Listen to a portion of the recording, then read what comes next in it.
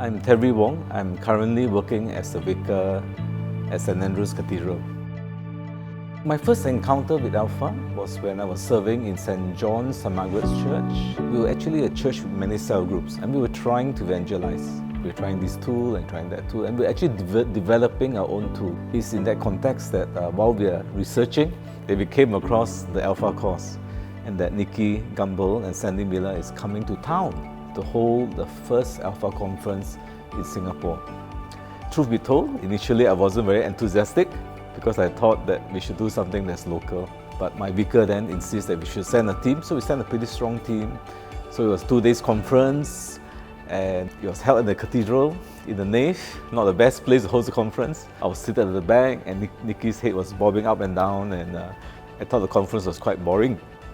And because my mind was closed to the idea of something foreign. So we came back after the conference, we talked about what we have observed, and the vicar then asked, do you think we should or should not run the Alpha course? Everyone said yes except me. Because I was saying, hey, we can do something local.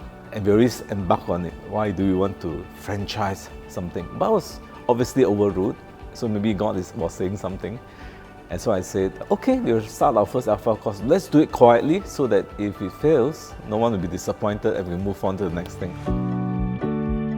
But we ran our first Alpha course. It was a huge turnout, far beyond what we dared to expect. The food ran out. We asked Christians to stop eating so that our guests could come. And it was electrifying to see so many non-Christians in our church. And that was significant because I think it was probably the first time that Alpha course was so successful in a local church. And that, I think, was the first breakthrough. That started the journey. And from then, I got involved in Alpha Singapore. And I thank God for that because through our involvement, it really got us connected, certainly got me connected. So many brothers and sisters all around the world, certainly the lovely brothers and sisters in Holy Trinity, Brompton, and capture that sense of mission, the sense of vision and global vision for the world. And ministry has not been the same ever since. So how can we reach people today? Our course was unique in that it got Christians and non-Christians to meet in small group and to talk. The community in the church to interact with non-Christians, not in one meeting, but over a series of meetings, 10 or more, and friendships develop. The dynamics of the small group is very, very special. And for Christians, it's very refreshing to spend that kind of time to help someone find their journey, and their own faith is strengthened as they do that too. So, to be with the person in the process itself is very enriching. And almost everyone I've met who's gone through an Alpha course with a small group where there are enough non-Christians. Memorable till today, I remember the unbelievers, their questions, their struggle, and how some of them come to faith.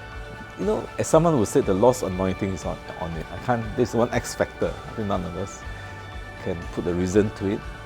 The Lord has so chosen to use Alpha for ways that are beyond what we dare to imagine. Alpha has helped us to be involved in prisons work. Before that, we have no idea how to get more in prisons. Alpha has helped us do that. Alpha has helped us connect with people in the marketplace. I've seen top businessmen and politicians coming to faith. Alpha has really helped the church to move outside the boundary and to interact with people out there. Through the Alpha course, I see the power of the church community. If you give them the right tool and trust them to serve, and trust new believers or unbelievers with them, you'll be surprised how God can use each one of them.